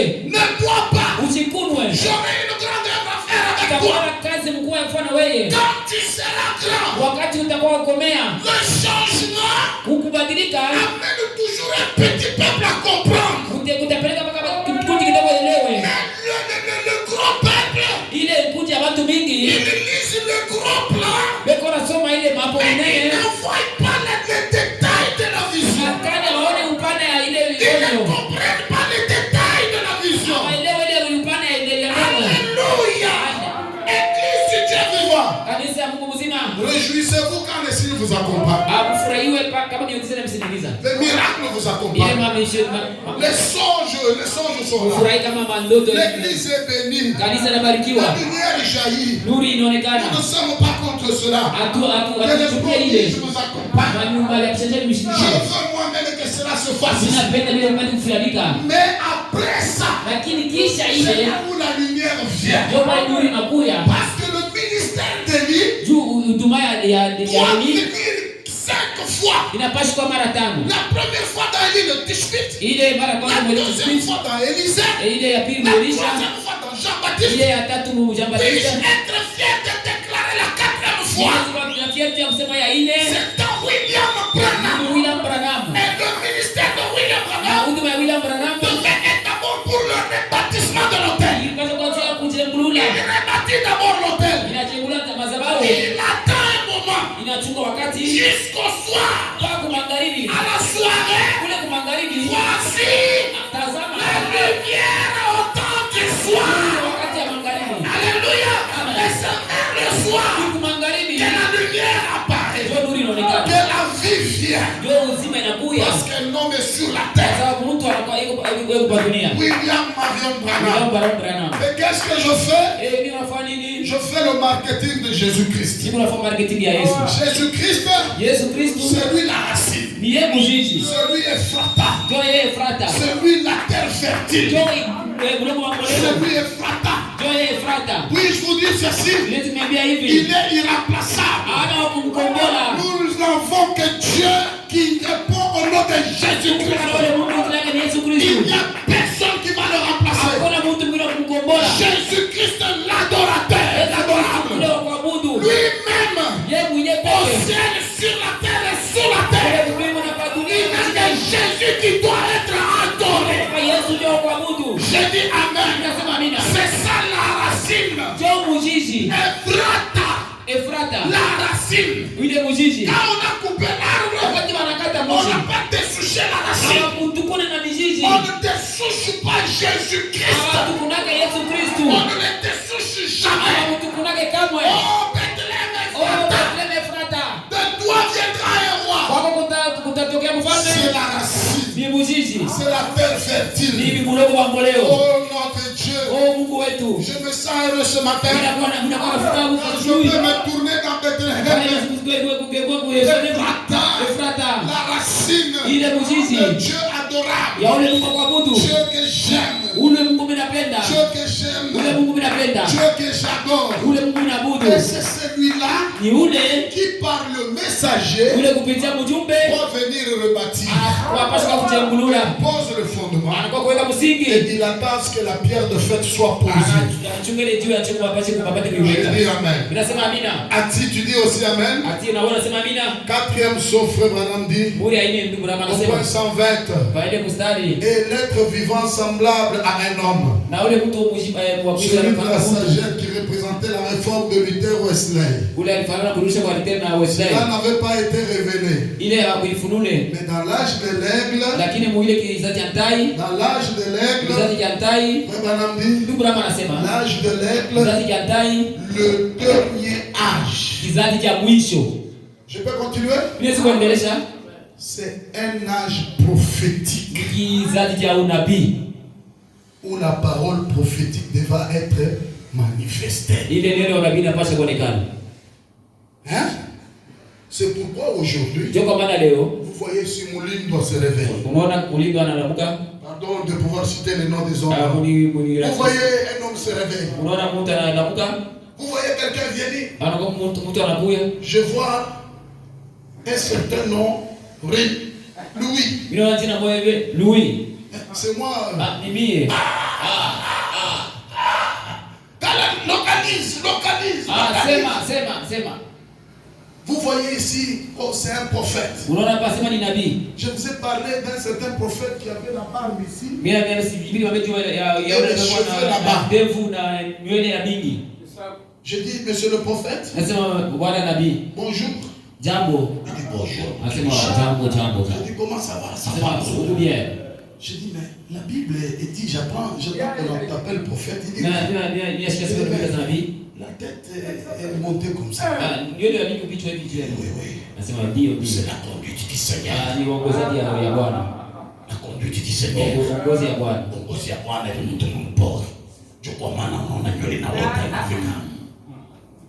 Tout ça quoi? L'âge prophétique. Surtout vous êtes dans vos lieux de travail. Arrête de fermer. Fermez d'abord. Arrête de travailler. Conduite. Dieu me dit. Et on trouve déjà conduite. Il vient là. Qui c'est qui de la chair? On prend le prédicateur à partir de dehors. On amène dehors. Les femmes ici et les femmes là. Tu as une conduite qui n'est pas. Pourquoi la conduite c'est toujours les femmes? Il y a une conduite qui n'est pas balamque. Ah, la conduite c'est toujours les femmes. Tu sais même bien. Balamque tu vas pas l'utiliser mingi. Hein? Non, moi le balamque qui donne ko balouge ba kwekwe. Et dans ces femmes là, il y a des sorciers. Des sorciers terribles.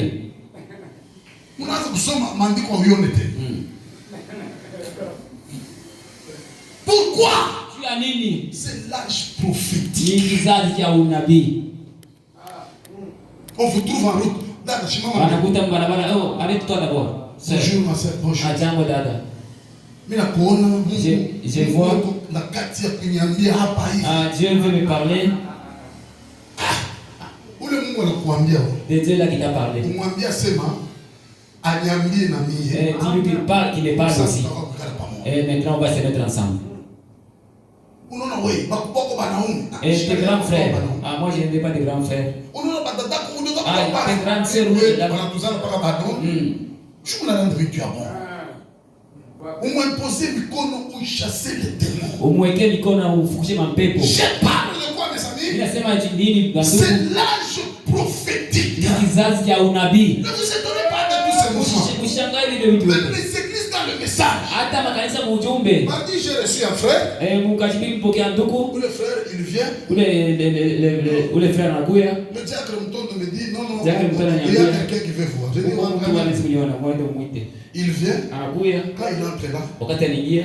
Je dis tu viens d'où? Asema unatokea wapi? Je viens de Kasai Central. Unatoka kwa Kasai Central. Kasai Central. Kasai Central. OK, tu es venu ici ou comment? Unakuya hapa tu connais qui est à Kananga? Kule kana unajua kwa nani? Il me cite certaines églises. Ananitaya kwa makanisa wewe. J'ai dit, mais Dieu qui t'envoie ici. Kule Mungu anakutuma huko. Oh non, namna ya kule mimi shinda. La façon de manger j'ai tout cas unisaidie. j'ai bien compris. Tu restes où? Unabakia unakaa wapi? Non, je suis tel part. Mimi kana fashi fulani. Je dis tel part où tu restes là. Pale fashi kule unabakia. Oh, ça va. Mais il y a une chose. Vous êtes en train d'étouffer la parole du jour. Vous dites que aujourd'hui et tout ça.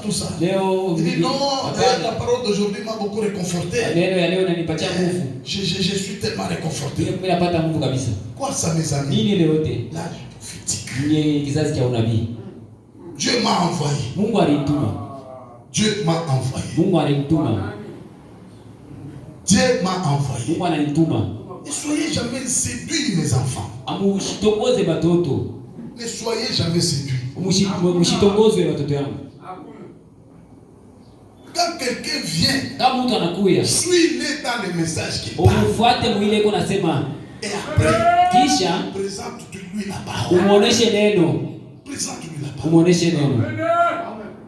Qui est ce donc? Frère Branham allait, il priait pour les gens. Les gens étaient guéris. Et il disait choisissez une église quelque part. Mais qui est ce don? Quand on vient, on prie pour vous. Et tu es guéri. Tu es pris où? Quitte cette église. Va dans ici. L'esprit est fort. L'esprit ne concorde pas. Amen. Les gens ont Branham, mais ils n'ont pas l'esprit de Branham. Tout ça quoi? C'est l'âge prophétique. Et Satan a infiltré comme Rwanda a fait. Infiltré au moins de la fin. Et c'est là où vous êtes trompés. Quand on vous dit c'est, il est malade. Urikanyanga mishishi. Wewe bado jono yosema vya kweli. Je me vous certifie ceci. Je vous lis la parole. Et Dieu fera le reste. Nous vivons dans l'âge apostolique où la parole prophétique devra être manifestée. Je dis amen. Et je suis têtu avec ça. Quand la lumière jaillit, les ténèbres, ça ne veut pas dire que moi je vais crier waouh. Les ténèbres elles-mêmes, avec leur effet, ça prend bagage, ça rentre chez Satan.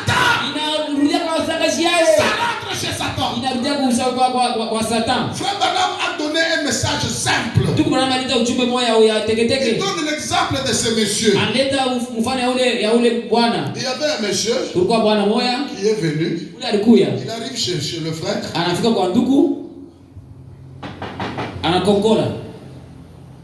Et il avait avec lui un colis. C'est ici chez frère Bertin? Oui. Appelez-le-moi. Frère Bertin t'appelle. Et il vient. Il dit bonjour. Je suis l'agence de messagerie. Voici ton colis. Branham dit, lorsque je prends, il a pris le colis. Il regarde, bien que son nom est écrit dessus, et qu'il a regardé les colis en soi. Qu'est-ce qu'il a répondu? Ce colis ne m'appartient pas. Prends ton colis, rentre avec ça. C'est très simple, hein? L'échec vient. La maladie vient. Les critiques viennent. C'est un colis que le diable a. C'est un colis que l'agence de messagerie a. Le chômage vient. Monsieur, prends ton colis, part. Moi ici, Mimi hapa je vis de la parole. niko naishi na neno. Prends ton colis pas. Beba kifurushi yako uende. C'est un message simple. Ni ujumbe ya teketeke. Pour ceux qui veulent la vie, ils peuvent saisir de ça. Wale wanapenda uzuri kushika ile. Et en faire des grandes choses. Na kufanya vitu Parce que vinene. derrière la parole, il y a la puissance. Nyuma ya neno kuna uwezo. Monsieur, pars avec ton colis. Uende na kifurushi yako. C'est le temps. Ni wakati l'âge prophétique. ni kizazi cha unabii. Les gens négligent la prophétie de la parole accomplie. Watu wanasula ile unabii ya neno Qui inatimizwa. est manifestée aujourd'hui. Ile inaonekana leo. Et ils vont à autre chose. Na badala kwa vitu vingine. Je dis amen. Nasema amina. Je dis alléluia. Nasema haleluya. Vous êtes là, mes amis? Huko pale marafiki. Je vérifie la montre là où je vais arrêter. On va continuer. Ninaangalia saa pale nitashimamishia. Alléluia. Amen. Amen. Amen. Osée 6:2 nous dit ceci. Hosea 6 Il nous rendra la vie dans 2 jours. atapatia uzima wa siku mbili. Et les 2 jours, Na hii masiku mbili c'est les 2 jours que Jésus a été dans le sépulcre. ni masiku mbili Yesu alikuwa mkaburi. Justification, sanctification. Kwa sababu ya haki na utakaso. Et le 3e jour, Na siku ya tatu la vie est venue. uzima inakuya. Vous êtes là? Mungu pale Frère Branham dit, tu Branham anasema je fais une palliation entre le corps de Jésus dans la tombe et les âges de l'église et à la fin. Mungu anapatanisha ile mwili ya Yesu makaburi na vizazi vya Il nous rendra la vie dans 2 jours. Alitupatia uzima wa masiku mbili. Le 3e jour, Siku ya tatu il nous relèvera. atatulamusha Et nous vivrons devant lui. na tutaishi mbele yake. Il lui dit, Anasema connaissons, cherchons à connaître l'Éternel. tujue kujua wa milele. Sa venue est aussi certaine que celle de l'aurore. Kuja kwake kunakuwa na hakika mpaka vile ujue inalamuka. Il viendra pour nous comme la pluie, Atakuya kwetu saa mvua, comme la pluie du printemps saa vile mvua ya mkipwa qui arrose la terre. ile kona nimia ulongo. Je vous ai prêché ici le mystère du printemps. Bila ile mistari ya Et printemps. Jésus vient à nous comme la pluie du printemps. Yesu eko na kwa saa mvula ya printemps. Et la chose c'est pour arroser la terre. Mambo ni kujua kumimia ulongo. Mai. Dabeti, Dabeti. enlève la main à la joue. Tosha mkono kulichafu. Il vient Anakuya avec la pluie na mvula du printemps ya printemps pour t'arroser. juu ya kukumimia. Parce que tu es la terre. Kwa sababu uko bulongo. Je suis la terre. Niko bulongo. Il viendra Atakuya avec la pluie du na printemps. mvula ya printemps. Comme plutôt la pluie du printemps. Sasa vile mvula ya printemps Pour vous arroser. juu ya kumimia. Pour vous Juu arroser. ya kumimia. Parce que vous êtes une terre Kwa fertile. sababu uko bulongo wa mboleo. Vous êtes des terres fertiles. Uko bulongo wa mboleo. Assoiffées de Dieu. Bale wewe kuna kiu na Mungu. Quelqu'un dit amen? Eti tunasema mina. Est-ce que tu peux dire je suis une terre fertile? Eti tunasema niko bulongo wa mboleo. Est-ce que tu peux le dire encore une Eti fois? tunasema na sauti yudu. Est-ce qu'on peut aller encore une fois? Eti tunasema tena. Est-ce que tu peux dire que je suis une terre fertile? Eti tunasema tena bulongo wa mboleo. Et comme étant la terre fertile, Sasa vile bulongo wa mboleo l'Éternel viendra wa milele nakuya.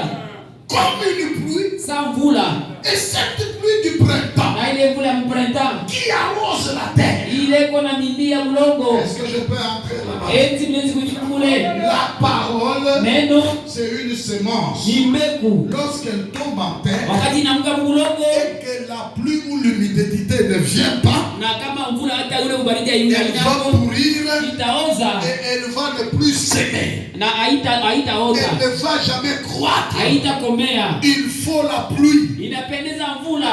Mes amis, quel genre de pluie? Mvula karibu rafiki. La pluie du printemps. Ile mvula ya Et le printemps, William Banambi, na ile wakati ndugu na anasema c'est le mystère de la résurrection. ni huduma ya Où la ufufuo. semence revient de nouveau à la Ule vie. mbegu unarudia tena. Où la semence reprend vie. Ule mbegu unarudia tena. Il viendra à vous Itakuya kwenu comme la pluie. sa mvula. La pluie du printemps. Ile mvula ya printemps Il viendra arroser vos cœurs. itakuwa kumimia maroho Parce que yenu. vos cœurs Kwa sababu maroho yenu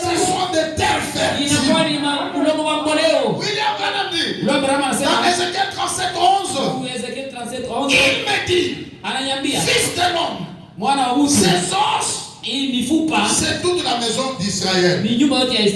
Alléluia. Amen. Les ossements desséchés, dans Christ, le mystère révélé, au point 597, William Branham dit, combien je souhaite avoir du temps pour retourner dans Ézéchiel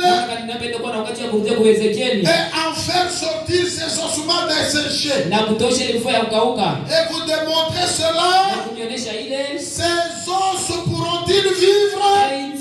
Il avait dit, prophétise. Alléluia. Amen. Comment est-ce que la prophétie peut-elle venir? Uniquement au travers d'un prophète. C'est là que nous avons dit que nous vivons au temps de l'âge prophétique. C'est la parole du Seigneur.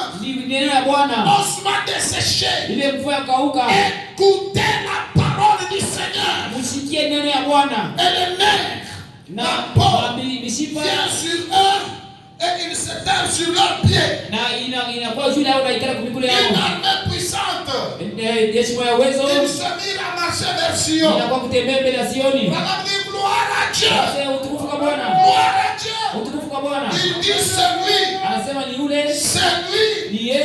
La victoire. Amen. Cette grande armée qui revient pour revêtir ses ossements, c'est la victoire. Alléluia. Alléluia. Une rouge corps tabernacle. Un prédicateur, c'est un prophète derrière la parole. Il prêcher la parole, c'est prédire. Prêcher la parole, c'est prédire. Alléluia. Et quand je prêche ce matin, je suis un prophète pour cette église. Je suis un prophète pour cette église. Quand tu as un problème, viens au bureau. Il y a un prophète qui va prophétiser. Et prophétiser, c'est aussi prêcher la parole. Mes amis et mes frères, les ossements étaient là dans une vallée où il y avait la vallée des ossements. Ce sont des cœurs qui n'ont pas de vie en eux. Ce sont des personnes qui n'ont pas de vie en eux. Et la voix de l'Éternel a dit au prophète, fils de l'homme, prophétise, parle sur ces ossements. Parle sur ces ossements. Oui, je me calibrais à cela ce matin. Frère Branham dit, un prédicateur du haut de la chaîne, il est en train de prophétiser par la parole. Et vous êtes là, mes amis. Il y en a peut-être qui sont des ossements desséchés. Il y en a, les travaux n'évoluent pas. Il y en a, quelque chose n'avance pas. Il y en a, le travail ne va pas bien. Il y en a, la vie leur complique. Il y a des malades ce matin. Prophétise. Je viens ce matin. Il a chacun de vous. Que l'esprit vous saisisse. Et que cela remonte tout ce qui est mort en vous. Que je vais vous dire ça ce matin. C'est la nouvelle chevelure de Samson. Et c'est un réveil. Si cela peut être le cas ce matin, soyez bénis, mes amis. Soyez bénis. Ossements desséchés. Là où ça n'allait pas. Au nom du pouvoir de la parole. Que cela puisse aller bien. Que Dieu du ciel nous écoute. Il ait pardonné vos péchés. Et que tout ce qui n'allait pas, puisse prendre une nouvelle marche.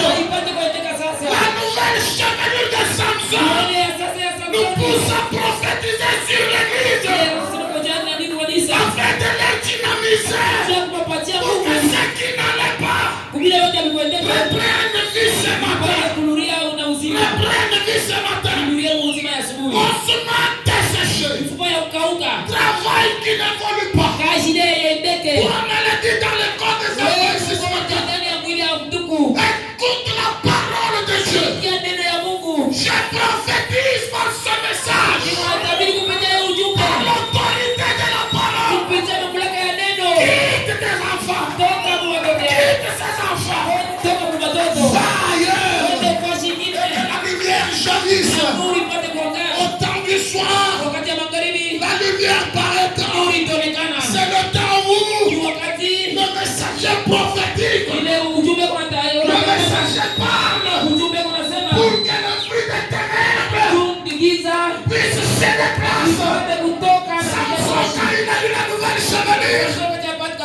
Il a pris conscience que ces gens à qui il devait tuer, il devient au service de ces gens. Mon frère et ma soeur, reçois la vie. Progresse et va de l'avant. Va de l'avant, mon ami. Si tu n'avais pas l'esprit, Dieu est disposé à te le donner ce matin. Reçois cela. C'est la promesse. Sous la lumière du jour, nous vivons, nous voyons et nous parlons. Pourquoi vous parlez? Parce que nous avons cru. Osement desséché. Reprends vie. Reprends vie. Reprends vie. Reprends vie. Reprends vie. Et que tout se met en route. Que Dieu dynamise chaque problème. Chaque échec dans votre vie. Que Dieu dynamise cela. Est-ce que vous le croyez? Est-ce que vous l'acceptez? Par l'autorité de la parole. Oui, Dieu qui m'a choisi et m'a établi ici comme surveillant pour vos âmes. Frère Branham me dit, Dieu ne respecte pas l'homme, Dieu respecte l'office. Toi, Dieu qui respecte l'office, viens au secours de ce peuple. Donne-leur la vie, donne-leur ce qu'ils désirent. Osement desséché, recevez la vie. Allez de l'avant, progressez, montez, ne descendez pas.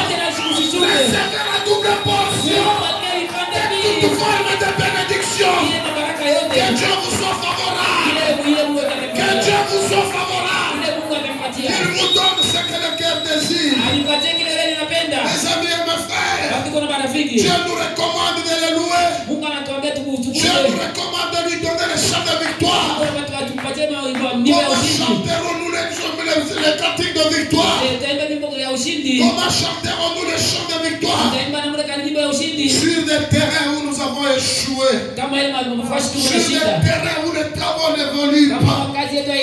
Sur des corps là où nous sommes malades. Que le Dieu du ciel cette racine, le Dieu irremplaçable, le Dieu redoutable, le Dieu de la parole fétiche, le Dieu qui vit jusqu'à ce matin. Aujourd'hui, nous parlons de dimanche. Dimanche, c'est la résurrection. La résurrection, ça veut dire reprendre la vie. Résurrection veut dire ramener les choses à l'état initial. Si ton corps est fatigué, c'est la résurrection. Si le travail n'évolue pas, c'est la résurrection. Si tu as des troubles quelque part, c'est la résurrection. Que tout ce qui était un échec reprenne la vie. Osement desséché, reprends la vie. Recevez les désirs de votre cœur. Pour ce matin, que le Seigneur vous bénisse. Et nous allons nous tenir debout. Nous allons nous tenir debout. Et nous allons prier l'Éternel. Nous allons nous tenir debout. Alléluia. Alléluia. Alléluia. Alléluia. Saint de lumière proclamé. C'est combien le numéro, Maman Kina? Prenons nos cantiques et nous allons chanter. C'est combien le numéro? Dis à haute voix. 100.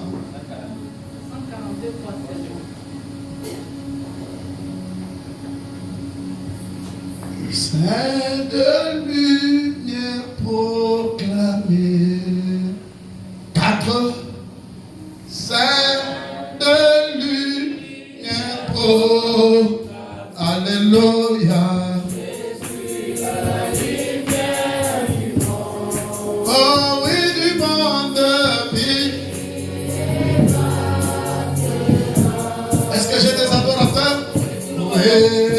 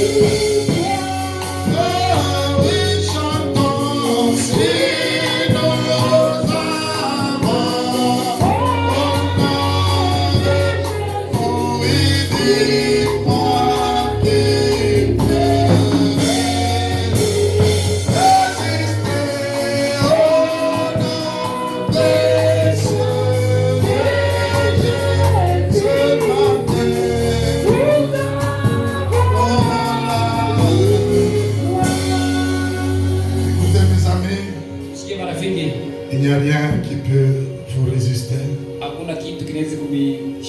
Si nous nous approchons auprès de lui,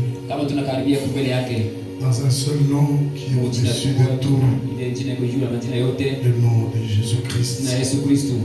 Le nom de Jésus-Christ, lui qui nous a élus, qui nous a choisis et qui nous a appelés ce matin. Ceci n'est pas une occasion à passer.